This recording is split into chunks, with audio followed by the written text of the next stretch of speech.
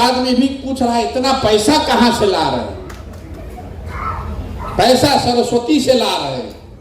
हम मंत्री विधायक नहीं हैं, अफसर ठेकेदार नहीं हैं, सरस्वती की कृपा है। सरकारी स्कूल से पढ़कर चले हैं। 11वीं क्लास में पहली बार अंग्रेजी बोलने का अवसर मिला जब साइंस कॉलेज में आए। अब अंग्रेजी बोलते हैं, फ्रेंच बोलते हैं, जर्मन बोलते हैं, सब सीखा अपनी विद्वता से, अपनी समझ से, अपने प्रयास से अपने लिए जगह बनाई है और बिहार वापस लौटे हैं। इसलिए लौटे हैं कि इस मिट्टी का कर्ज है जिसको वापस करना है। आप समझ रहे हैं कि हम सरकार बनाने आए हैं। आप हमको जानते ही नहीं, इतना छोटा सपना लेकर नहीं पैदा हुए। हमारे दादा बैलगाड़ी चलाते थे, मजदूर थे। 9 बच्चों में अपने उन्होंने एक बच्चे को पढ़ाया, उतनी उनकी क्षमता थी। तो हमारे बाबूजी डॉक्टर बने और हमारे बाबूजी ने हमको पढ़ाया है तो हम खड़े होकर बोल रहे हैं। आदमी कहता कि बिहार के मुख्यमंत्री बनना चाहते, अरे भाई अगर सरकार में जाना होता तो उसके लिए इतना प्रयास करने की क्या जरूरत है? आप भारत के जिस राज्य के पर भी उंगली रख दीजिएगा वहां के सरकार में आपको कल शामिल होकर दिखा देंगे। आज 6 राज्यों में देश के ऐसे लोग मुख्यमंत्री हैं जिनके बनने में हमने कंधा लगाया, जो हमको अपने सरकार में ट्रॉफी की तरह बैठाने में उनको कोई हिचक नहीं है। लेकिन हमको इस बात का भी एहसास है कि हमको वो ट्रॉफी बनाकर ही रखेगा, हमसे कुछ काम नहीं कर, हमको कुछ करने नहीं देगा। 10 बरस हमने बड़े बड़े नेताओं के साथ, दलों के साथ काम किया और बहुत नजदीक से इन लोगों को देखा, समझा, अनुभव किया कि नेताओं के जीतने से, दलों के जीतने से जनता का जीवन नहीं बदलता है।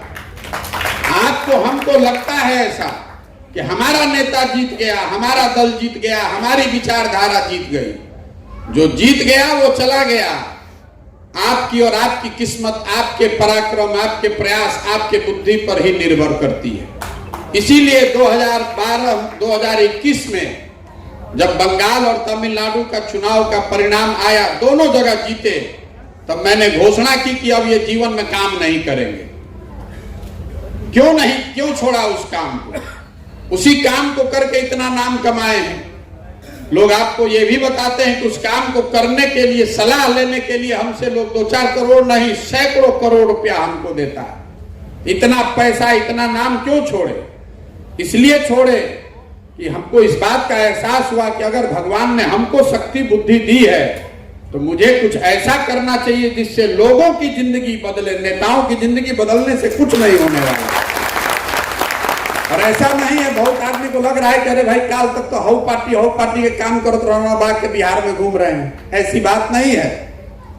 उस काम को हमने 2 मई 2021 को छोड़ा और उसके बाद 1 साल तक घर में बैठकर ये सोचते विचारते रहे कि हमको जीवन में आगे क्या करना है। और ठीक 1 साल के बाद 2 मई 2022 को मैंने आकर बिहार में घोषणा की है कि मैं जन सुराज अभियान की शुरुआत करूंगा और उसकी शुरुआत की पहली यात्रा आपके जिले वैशाली से शुरू की। जन सुराज क्या है? ये दल नहीं है, ये चुनाव लड़ने का अभियान नहीं है, ये कोई जन आंदोलन भी नहीं है। मैंने कल भी बताया है, मेरा आंदोलनों में कोई यकीन नहीं है। मानव सभ्यता के इतिहास को अगर आप पढ़ेंगे तो आपको पता चलेगा कि पूरी दुनिया में फ्रांस की क्रांति को अगर आप अपवाद के तौर पर छोड़ दें तो किसी आंदोलन, किसी क्रांति से मानव सभ्यता का भला नहीं हुआ है। आंदोलन और क्रांति लोगों को सत्ता से हटाने के लिए, वो नई व्यवस्था बनाने के लिए नहीं है।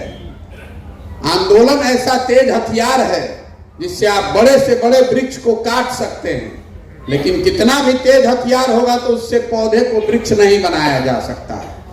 तो जन सुराज न दल है न आंदोलन है, ये समाज की मदद से एक नई राजनीतिक व्यवस्था बनाने का प्रयास है, जिसमें दल तो बने लेकिन वो दल समाज के सही लोग मिलकर बनाएं। कोई प्रशांत किशोर, कोई व्यक्ति, कोई परिवार, कोई जाति का दल ना हो, वो बिहार के लोगों का दल हो। ये प्रयास। चुनाव जीतना आपको बहुत मुश्किल लग रहा है, हम आपको बता रहे हैं कि चुनाव जीतना इतना मुश्किल नहीं है। चुनाव जीतकर लोगों की अपेक्षाओं पर खरा उतरना ज्यादा मुश्किल है। 2015 में तो हम बिहार जीत गए थे। आप में से कई लोगों को लग रहा है कि कितनों बोले चुनाव जीतना बड़ा मुश्किल है। आगे क्या होगा छोड़ दीजिए। 2015 में तो जीते थे ना भाई, 190 सीट जीतकर हम लोग आए थे। कुछ हम कर पाए बिहार में? कुछ नहीं कर पाए। तो चुनाव जीतने से बिहार अगर सुधरने वाला होता तो अब तक कई लोगों ने सुधार दिया होता। इसीलिए मैं अपनी बात शुरू ही इससे करता हूं कि जिस दल ने, जिस नेता ने भी बिहार में राज किया, जिसने जो काम किया या करने का दावा करता है, उसको सही मान लीजिए। ये मान लीजिए कि कांग्रेस ने 40 वर्ष में बिहार में खूब काम किया। ये मान लीजिए कि लालू जी के राज में बिहार में लोगों को सामाजिक न्याय मिल गया, गरीबों को, पिछड़ों को आवाज मिल गई। ये मान लीजिए कि नीतीश कुमार के सुशासन से बिहार के लोगों का भला हुआ। लेकिन अगर सब की बात को सही मान भी लीजिएगा तो भी आज जो सच्चाई है वो आपके हमारे सामने है। बिहार देश का आज भी सबसे गरीब, सबसे पिछड़ा, सबसे ज्यादा अशिक्षित, सबसे ज्यादा भुखमरी और बेरोजगारी वाला राज्य है। तो बहस का सवाल ही क्या है?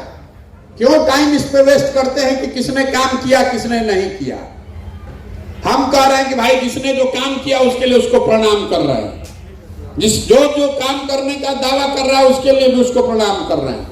लेकिन कोई भी सामान्य आदमी बताएगा कि जिस रास्ते पर पिछले 50 साल में आप बिहार को नहीं सुधार पाए, उस रास्ते पर अगले 50 साल में भी आप बिहार को नहीं सुधार पाइएगा। आपको पहले यह समझना है कि बिहार में ये दुर्दशा है क्यों।